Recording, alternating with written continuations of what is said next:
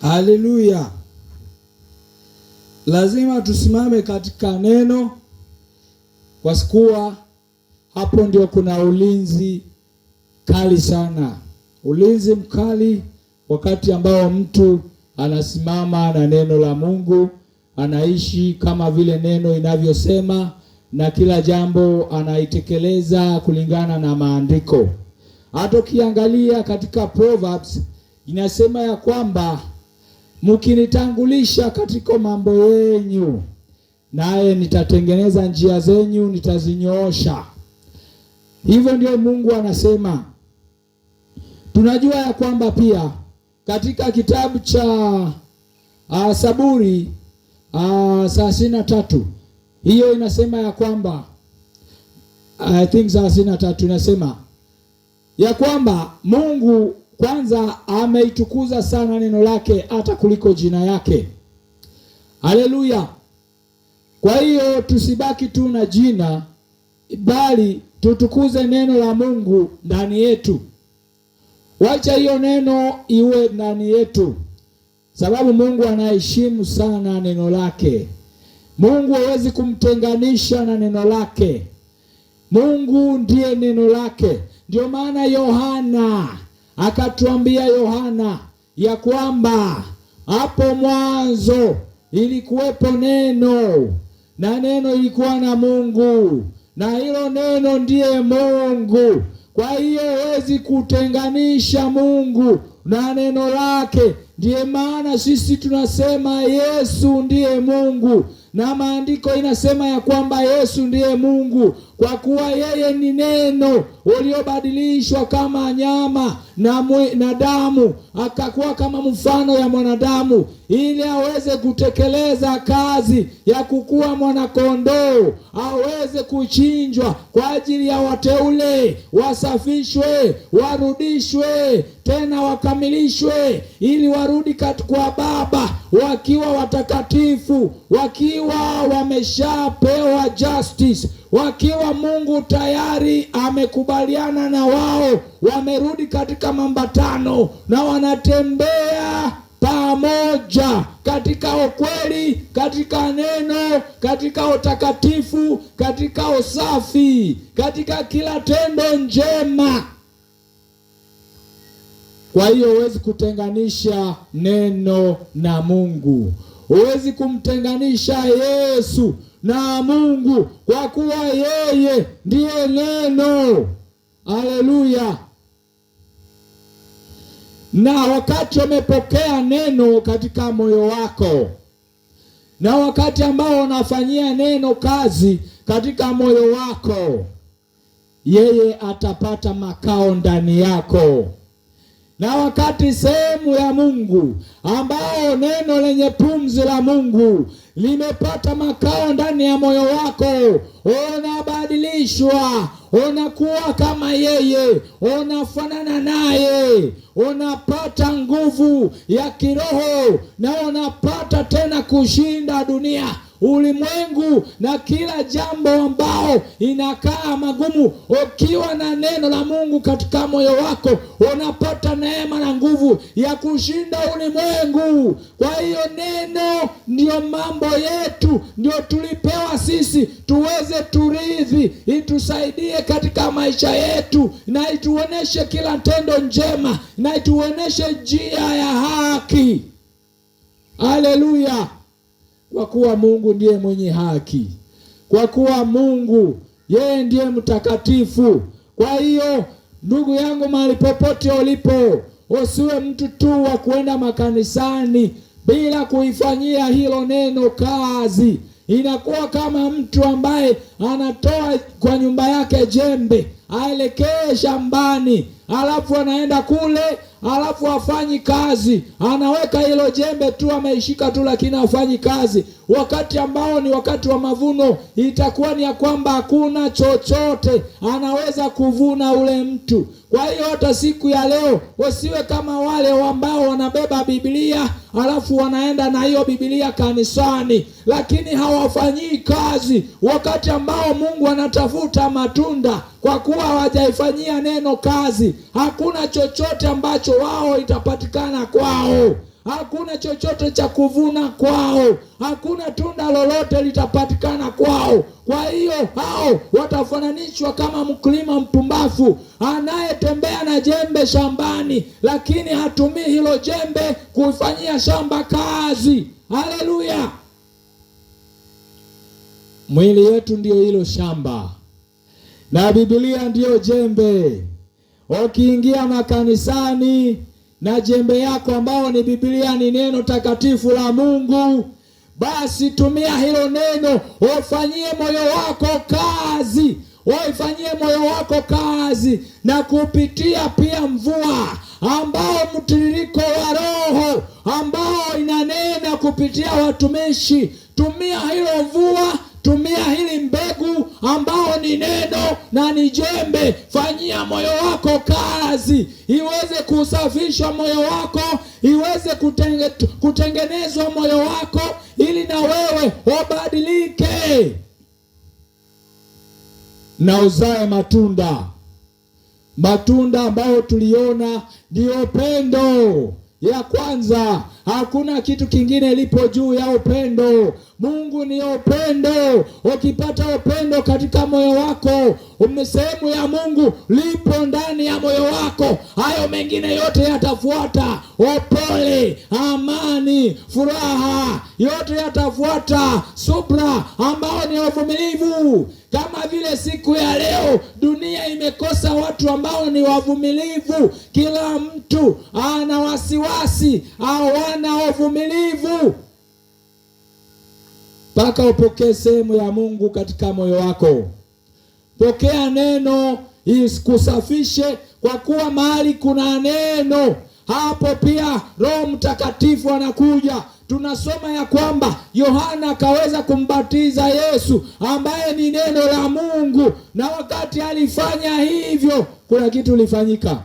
Yohana anasema yeye anatoa ushuhuda, na ushuhuda wa Yohana ya kwamba alimuona Roho kama njiwa akateremka akakuja akakaa ndani ya Yesu, Yesu ambaye ni neno. Kwa hiyo wakati ambao wewe umepokea neno katika moyo wako, hilo neno inakuwa ni makao ya Roho Mtakatifu. Ndio namna ya kupokea Roho Mtakatifu. Kwanza upokea neno. Neno ndio maji, inaweza kusafisha moyo wako, inaweza kubadilisha namna ya fikira zako, iwe unafikiria mambo mazuri, kila jambo jema, sio mafikira ambao ni machafu. Wakati moyo wako inawaza na inafanya mambo ambao ni ya haki, ambao ni ya utakatifu, ambao kila tendo njema, na wewe umebadilishwa katika moyo wako, katika fikira zako, katika njia zako, maisha yako yamegeuzwa, yanafanana na mambo ya Mungu, matendo ya Mungu aliyoandikwa katika neno. Hapo Roho Mtakatifu atakuja mwenyewe. Hapo Roho Mtakatifu atakuja mwenyewe. Na wakati Roho Mtakatifu amekuja katika maisha yako, Roho Mtakatifu ni nguvu ya Mungu. Ndio unaanza kutembea katika nguvu. Unaanza kutembea katika wingu ambao liko wazi, ya kwamba ukinena jambo inafanyika.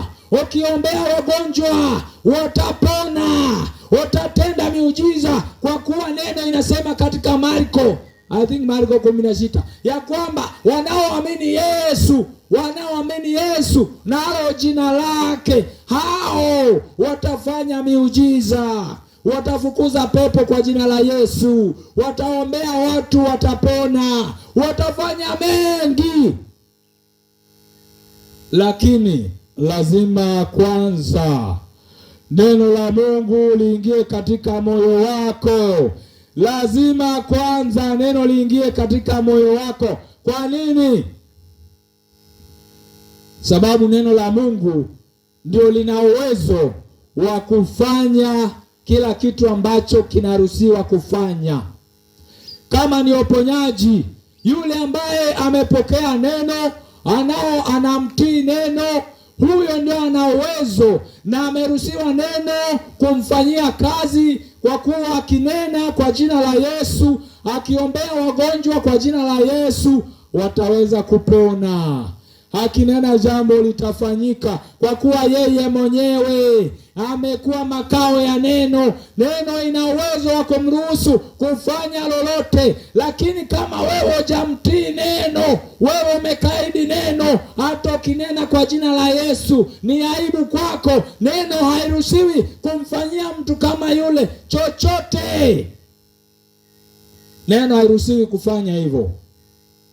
Naye Roho Mtakatifu atakuja tu ndani yako wakati wewe tayari umepokea neno la Mungu, wakati wewe tayari umesimama na neno la Mungu. Hivyo ndo anaweza kuja ndani yako. Bila hivyo haliwezekani. Kuna zamani wakati wa mitume walikuwa wanaweza kuombea wagonjwa kwa jina la Yesu wakapona. Waliweza kufukuza pepo kwa jina la Yesu akakimbia. Wale wakaona biashara, wakajua ya kwamba hili jina lina nguvu, nasi wacha tuitumie kwa manufaa yetu wenyewe. Lakini walipoenda kujaribu kufukuza pepo kwa jina la Yesu, pepo wakawauliza, Yesu tunamjua, hata Paulo tunamjua, nyinyi ni akina nani? Kwa kuwa Yesu ndiye neno. Paulo akapokea neno, akafanana naye, lakini hao walikuwa wana neno, walikuwa watu tofauti. Pepo wakawahoji, Yesu tunamjua na Paulo tunamjua, nyinyi ni akina nani? Na siku ya leo haliwezekani kabisa kamwe eti mtu hana neno ndani yake, anatumia jina la Yesu, halafu neno iweze kumfanyia chochote. Haliwezekani. Na hata kijaribu mambo ya mapepo ataweza kupigwa kama vile wale walipigwa mpaka wakararuliwa nguo, walitoka pale bila nguo, wakapigwa sana. Jua kitu, pepo linaweza kutii mambo yako wakati wewe mwenyewe umeweza kustahimili na kutembea vile neno inavyosema. Kama sio hivyo ni kujidanganya. Labda wewe ni yule umetumwa na shetani, kwa hiyo mnakuwa mnachezea watu karata. Pepo kujifanya ametoka, lakini anajua ako pamoja na yule kwa kuwa ni mtumishi wa baba yao. Labda namna hiyo, lakini kwa kweli haliwezekani. Na wale walioongozwa na Roho watatambua na watajua. Hiyo ndio neno la siku ya leo. Sote turudi katika maandiko, tujifunze neno, tukaribishe neno katika mioyo zetu, na tuifanyie hilo neno kazi. Tusafishe mioyo zetu na fikira zetu, na tua zetu zitarekebika, na pia mawazo yetu yatakuwa mema, na matendo yetu yatambatana na ya Yesu, na sisi tutabarikiwa. Nasi tutabarikiwa. Hakuna mtu atakao tena kusema mambo juu yetu, kwa kuwa sisi neno inatutetea. Haleluya. Kuna kitu ambacho Mungu anafanya. Mungu huwa anainua standard yake. Hakuna siku shetani anaweza kufikia standard ya Mungu. Hakuna. Mungu huwa siku zote anainua standard. Anafikia mahali ambao shetani hawezi kufikia. Kama siku ya leo, mimi ambao nimefahamu neno, mimi siwezi kushangazwa na miujiza. Siwezi. Miujiza najua kwa kuwa nimesoma wakati wa Musa. Wakati Musa aliweza kutenda miujiza huko mbele ya Farao, nao Farao alikuwa na manabii wake wa uongo, wachawi, pia waliweza kutenda miujiza. Mpaka ikafika wakati ile miujiza ambao Musa alifanya ambao ni ya Mungu ikaweza kumeza ile miujiza yao. Nyoka ambao nani alitengeneza aliweza kumeza ile ya mashetani. Kwa hiyo shetani ana uwezo wa kutengeneza miujiza.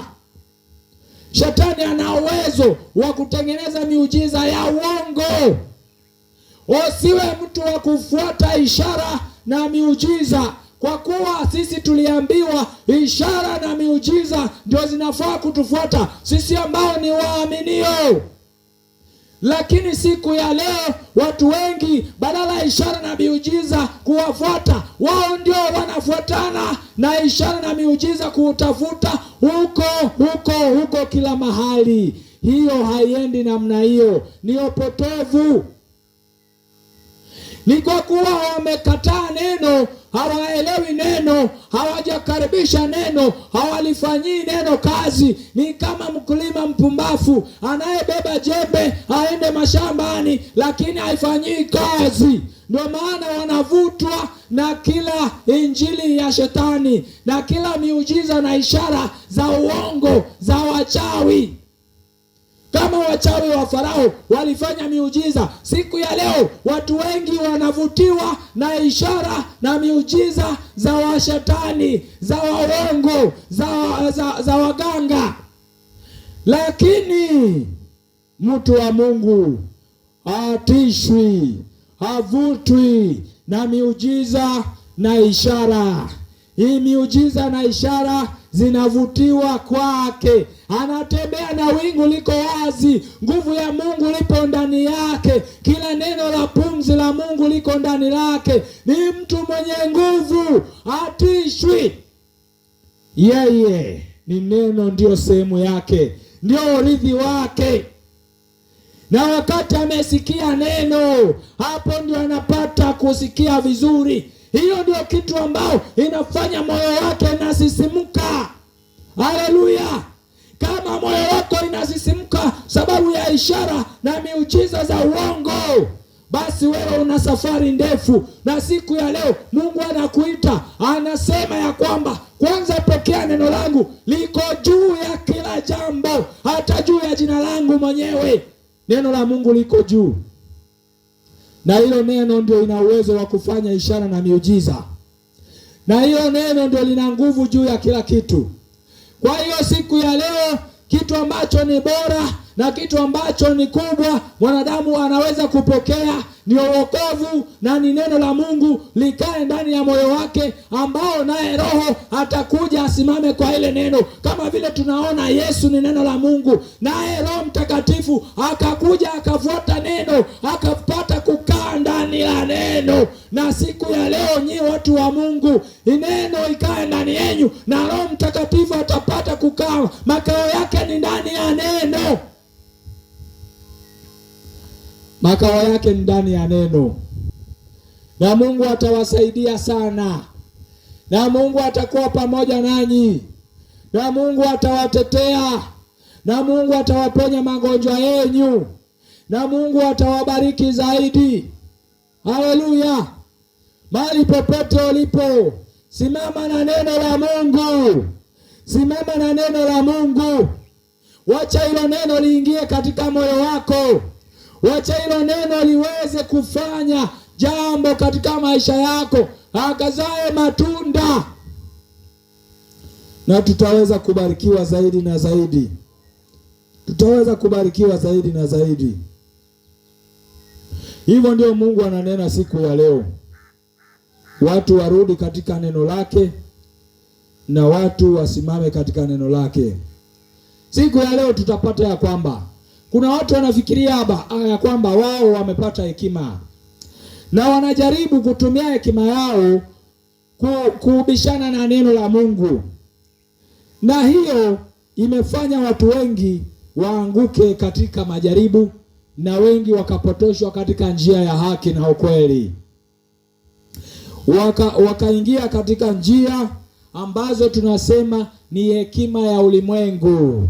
Ni hekima ya wale ambao ni hekima ya watu wa ulimwengu. Hiyo halina chochote litafanya, kwa kuwa hekima ya ulimwengu kwa Mungu ni upumbavu. Kama vile watu wa ulimwengu wa dunia wanaona kama hii mambo ya Yesu ni upumbavu, lakini jua ya kwamba hiyo hekima ya Mungu ni ya milele na milele. Hiyo hekima ya duniani ni ya siku chache, ni ya siku chache, ni upotovu. Na ujue hekima, hata shetani ana yake, hekima yake ya upotovu. lakini ya Mungu ndiyo kweli, na hekima ya Mungu ambao liko katika neno lake inakuja na imani ya kweli, inasimama katika neno na imani ya kweli. Kwa kuwa Mungu utamjua kupitia imani, sio katika hekima, sio katika fikra, sio katika elimu, lakini katika imani. Mungu utamjua katika imani. Ndio maana Waibrania inasema ya kwamba 11:6 ya kwamba hatuwezi tukapendeza Mungu isipokuwa imani. Bila imani hauwezi kumpendeza Mungu, kwa kuwa anayekuja kwa Mungu kwanza lazima akubali na amini ya kwamba yeye ndiye Mungu, na yeye ndiye anayelipa kila mmoja anayeenda mtafuta katika kweli. Ni yeye Mungu. Kujua Mungu lazima iwe katika imani. Kwa kuwa chochote ilichotengenezwa, Mungu akamuumba vitu kupitia ile isiyoonekana, vitu vikaonekana. Na imani mnajua ni nini? Ni imani ya kwamba ni zile vitu havionekani, lakini unajua viko. Unajua ya kwamba Mungu yuko, lakini hujamuona, lakini kazi yake unaiona. Haleluya, haleluya. So kukumjua Mungu, kukubali neno la Mungu, kutii neno la Mungu, kufanyia kazi neno la Mungu ni kupitia imani.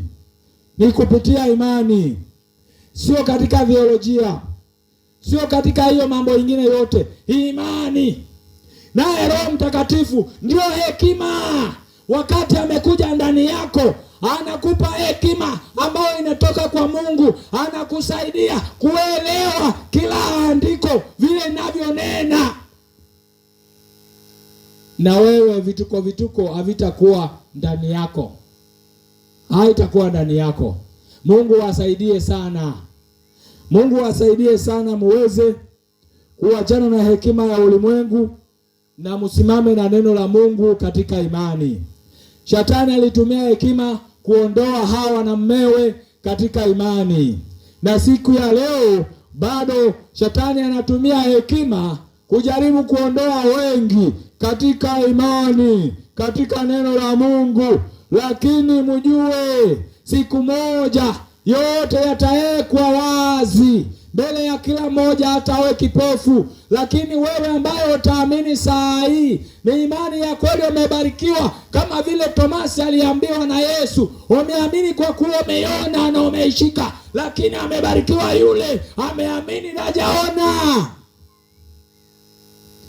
Utabarikiwa zaidi kama utaamini neno, kama wewe utakuwa na imani ndani ya Mungu na hata hujamuona lakini una imani, utabarikiwa zaidi. Kwa hiyo kazi ya Mungu, mambo ya rohoni, ni kupitia imani, sio kutumia hekima. Hekima nayosema sio hekima, ina hekima ya Shetani, hekima ya ulimwengu. Ukijaribu kutumia hiyo ama yako ya akili zako zenyewe, hautapata Mungu, hautampendeza Mungu, utapata hiyo kabisa. Lakini wakati unatumia imani utaweza. Ndio naona Ayubu alishinda, maana hata mkewe akamwambia, basi wewe umepoteza kila kitu, laani Mungu ufe. Hiyo ni hekima ya mwanadamu inaonena hivyo, lakini Ayubu alikuwa mtu wa imani. Akasema, mbona unanena kama mwanamke mpumbavu? Kwani unataka tu kupokea mema kwa Mungu na usije kupitia kwa majaribu? Yeye akasimama, akajua Mungu ni mwaminifu na hayo yote ni mapito tu kwa muda. Aliweza kurejeshewa kila jambo, kila kitu aliyopoteza alirejeshewa maradufu. Kwa hiyo nanyi siku ya leo Mungu anawaita murudi katika neno, mujifunze neno, musimame juu ya neno, kwa kuwa ndiye mwamba, kwa kuwa ndiye mwokozi, kwa kuwa yeye ndiye mponyaji, kwa kuwa yeye ndiye Mungu wa amani, kwa kuwa yeye ndiye Mungu wa milele. Neno ambaye ndiye Yesu, neno ndiye ambaye ndiye Yesu. Haleluya. Na mtasaidiwa zaidi na neno. mtabarikiwa sana na neno. Lakini sasa mjihadhari, ni onyo. Kuna watu ambao wanachanganya giza na mwanga. Kuna watu ambao wanachanganya maovu na mema. Kuna watu ambao wanachanganya neno na uongo, na hiyo inaleta kitu ambao halizai matunda. No wonder tunaona Wakristo wengi kanisani wamepokea mafundisho ambao wamechanganywa neno la Mungu la kweli na uongo wa shetani na hekima ya duniani. Hao Wakristo ambao wametoka katika mafundisho kama hayo hawalizai matunda ya rohoni, kwa kuwa hawajapata neno kamilifu. Wamechanganyiwa, wameweka chachu kidogo, wameitia sukari, wanajaribu kurembesha, kwa kuwa wamekuja wapendeze binadamu, sio Mungu. Lakini mtumishi wa kweli anasimama na neno la kweli, na alinena hilo neno la kweli hata iwe chungu, kama vile Yohana aliambiwa, chukua hili kitabu ule, kwa mdomo wako itakuwa tamu kama asali, lakini tumboni mwako itakuwa chungu. Lakini hiyo ndio ina uwezo, na hiyo ndio tiba, inaweza kusaidia moyo wako kuwa mzuri, kuwa kupenda Mungu na pia kutenda kila tendo njema. Lakini wao wanataka ipitie kwa mdomo ikiwa kama asali, na baada ikiingia tumboni iwe hivyo, ambao sio vizuri. Mafundisho ambayo imetiwa sukari sana, humtaki kumkwaza mtu. Kwa hiyo una uwezo wa kunena uongo au kufunika ukweli ili upendeze mtu. Hiyo sio upendo wa kweli. Upendo wa kweli ni kumwonya mwenzako katika hatari ambayo iko mbele yake, na hatari ambayo iko mbele yake ni ya kuwa atapoteza nafsi yake akiendelea katika maovu. Kwa hiyo yule mtu anayependa kweli ananena kweli, iwe uchungu au vipi, lakini baadaye atakuja kushukuru ya kuwa afadhali fulani akanionya, akaniambia kweli, japokuwa nilinuna, lakini namshukuru kwa kuwa nimeepukana na mambo mabaya. Tusikaribishe mafundisho yamechanganywa. Tusikaribishwe mafundisho ambao wamechanganya uongo na kweli, hekima ya dunia na imani ya Mungu. Hao hawawezi, ni mafuta na maji, lazima moja iwe juu. Haleluya! Na siku zote standard ya Mungu liko juu, neno la Mungu liko juu. Wanaonekana waziwazi watu wa kuchanganya, watu wa kujaribu kupendeza watu na kuwafurahisha watu katika dhambi, katika giza, katika upotovu. Mungu ananena siku ya leo, simameni na kweli, mupokee neno la kweli, lina pumzi la Mungu. Muendelee katika haki, naye mwenye haki halitapoteza kamwe. Mwenye haki atasimama, mwenye haki hata watoto wake watasimama, kwa kuwa Mungu atasimama pamoja nao. Mungu awabariki sana siku ili ya Jumanne, na Mungu afungue milango ya maisha yenu, na Mungu mpatie nafasi katika moyo wako, na ukaribishe neno la Mungu katika moyo wako, na hilo neno litakusaidia. Haleluya! Wacha tuombe. Asante Yesu kwa wanaosikia na kutii neno lako, na wote ambao umewaita ili waweze kupokea neno katika mioyo zao, na hilo neno iweze kuwasafisha, iweze kuwafundisha, iweze kuwatengenesha na pia kuwakamilisha katika imani. Baba, watu wako wakumbuke katika rehema zako. Baba, watu wako waliofungwa macho yao, naomba kwamba wapatie tena macho ya rohoni ili waone tena.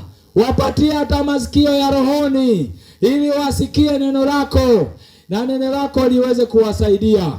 Baba, ninaomba kwa hili mji wa Chamari, naomba baraka wako, naomba mwanga liweze kuonekana mahali hapa Chamari, na neno lako lisimame hapa kutengeneza hili mji, iwe mji wa baraka, iwe mji wa upendo, iwe mji wa imani, iwe mji imejaa watu wa upendo, watu wa baraka, watu wana imani, watu wanaosimama na neno la Mungu, watu ambao wamebarikiwa, watu ambao wamezingirwa na moto wa Mungu, hakuna chochote itakaowaguza. Baba, ninaomba watu wako wabariki, ninaomba neno lako lienee, ninaomba kwa mioyo za watu wapenye, wasaidie wateule mahali popote walipo, wape nguvu mahali kuna udhaifu, wape mwanga mahali kuna giza, watetee kwa haki, wafundishe njia zako za mwanga, za uzima. Naomba Mungu wangu wakumbuke watu wako, kumbuka wamama, kumbuka wa baba, kumbuka watoto, kumbuka vijana, kumbuka wazee, kumbuka kila nafsi walio ndani huku, wateule wako, ili watoke, wasimame na pia waweze kupata mema na kutembea kwa njia zako.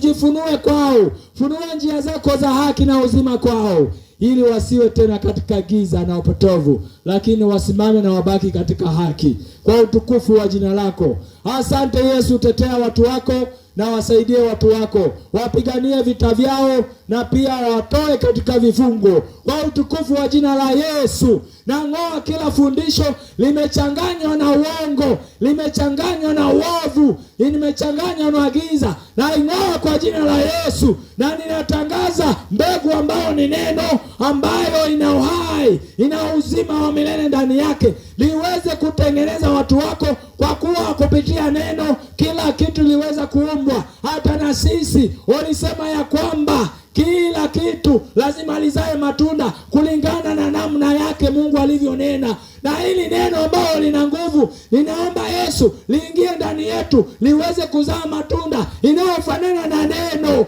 ili watu wako wasibaki katika udhaifu na katika mambo ya dunia na hekima ya dunia na madini ya dunia, lakini waweze kupata neno ambao itawaambatanisha na mambo ya rohoni, ambao ni mambo ya Yesu.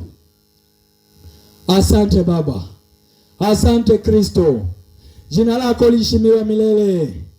Neno inatufundisha kabla msingi wa dunia ulikuwa, kabla milima ulikuwa, kabla bahari ulikuwa, kabla chochote ulikuwa. Jina lako liheshimiwe milele, neno lako liheshimiwe milele. Naomba Yesu utukufu yote ulichukue, naomba baraka yote katika jina lako milele. Heshima na utukufu ni yako milele. Asante Yesu, asante Baba. Naomba nikiamini Kristo Yesu mwokozi wetu. Amina.